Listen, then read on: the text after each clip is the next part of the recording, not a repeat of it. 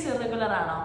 Periods irregular എന്ന് വെച്ചാൽ periods നേരത്തെ വരുന്നതും അല്ലെങ്കിൽ ലേറ്റ് ആയിട്ട് വരുന്നതും മാത്രമല്ല, ഇൻട്രോമെൻസ്ട്രൽ ബ്ലീഡിങ് അതിൽ വരാം. അത് ഒരു പീരിയഡ് സൈക്കിൾ കഴിഞ്ഞ് അടുത്ത പീരിയഡ് സൈക്കിൾ ആവുന്നതിന് മുന്നേ വീണ്ടും ബ്ലീഡിങ് കാണുന്നതിന് നമ്മൾ ഇൻട്രോമെൻസ്ട്രൽ ബ്ലീഡിംഗ് എന്ന് പറയും. അതോടൊപ്പം തന്നെ പ്രൊലോങ്ഡ് ബ്ലീഡിങ്, കുറേ ദിവസം നീണ്ടു നിൽക്കുന്ന ബ്ലീഡിങ്ങും ഒരു ഇറഗുലാരിറ്റിയാണ്. അതോടൊപ്പം തന്നെ ഹെവി ബ്ലീഡിങ്, ഒരുപാട് ബ്ലഡ് നഷ്ടപ്പെടുക, 1-2 മണിക്കൂർ കൂടുമ്പോൾ പാഡ് അല്ലെങ്കിൽ കപ്പൊക്കെ ചേഞ്ച് ചെയ്യുന്ന സിറ്റുവേഷൻ, അതും ഇറഗുലാരിറ്റിയാണ്. അല്ലാതെ പീരിയഡ്സ് നേരത്തെ വരുന്നതും ലേറ്റ് ആയിട്ട് വരുന്നതും മാത്രമല്ല ഇറഗുലാരിറ്റി. ഈവൻ സ്കാൻഡി ബ്ലീഡിങ്, വളരെ കുറച്ച് മാത്രം ബ്ലഡ് നഷ്ടപ്പെടുന്നതും ഒരു ഇറഗുലാരിറ്റി ഇൻ പീരിയഡ്സ് ആണ്.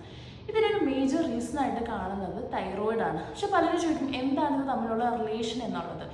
നമ്മുടെ ബോഡിയിലെ തൈറോയ്ഡ് ഹോർമോൺ കൂടുന്നത് ചില ആളുകൾക്ക് കൂടുതലായിരിക്കും, ചില ആളുകൾക്ക് കുറവായിരിക്കും. അത് ഹൈപ്പർ തൈറോയിഡിസം കണ്ടീഷനുണ്ട്, ഹൈപ്പോ തൈറോയിഡിസം കണ്ടീഷനുണ്ട്.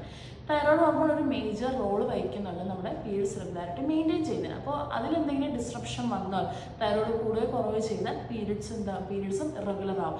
നിങ്ങൾക്ക് പീരിയഡ്സ് ഇറഗുലാരിറ്റി ഉണ്ട്, പീരിയഡ്സ് കറക്റ്റ് അല്ല, കൃത്യസമയത്തല്ല, അതിനോടൊപ്പം തൈറോയ്ഡ് സിംറ്റംസ് ഉണ്ടെങ്കിൽ, അതായത് വെയിറ്റ് ഗെയിൻ അല്ലെങ്കിൽ വെയിറ്റ് ലോസ്, ഇനി ചിലരുടെ കോൺസ്റ്റിപ്പേഷൻ മലബന്ധം കാണാറുണ്ട്, ചിലർക്ക് വരുന്ന പ്രശ്നമാണ് ആൻസൈറ്റി, ഉത്കണ്ഠ കാണിക്കാറുണ്ട്, എക്സസീവ് ആയിട്ടുള്ള ടയർഡ്നെസ്, എപ്പോഴും ക്ഷീണം, സ്ലീപ്പ് പ്രോപ്പറായിട്ടുള്ള സ്ലീപ്പ് കിട്ടുന്നില്ല, ക്വാളിറ്റി ഓഫ് സ്ലീപ്പൊക്കെ ഡിസ്റ്റർബ്ഡ് ആണെങ്കിൽ തൈറോയ്ഡ് സിംറ്റംസ് ഉണ്ട്. അതോടൊപ്പം തന്നെ പീരിയഡ്സ് ഇറഗുലാരിറ്റി ഉണ്ടെങ്കിൽ നിങ്ങൾ ഉറപ്പായിട്ടും നിങ്ങളുടെ തൈറോയ്ഡ് ഹോർമോണിൻ്റെ ലെവൽ ടെസ്റ്റ് ചെയ്യാം.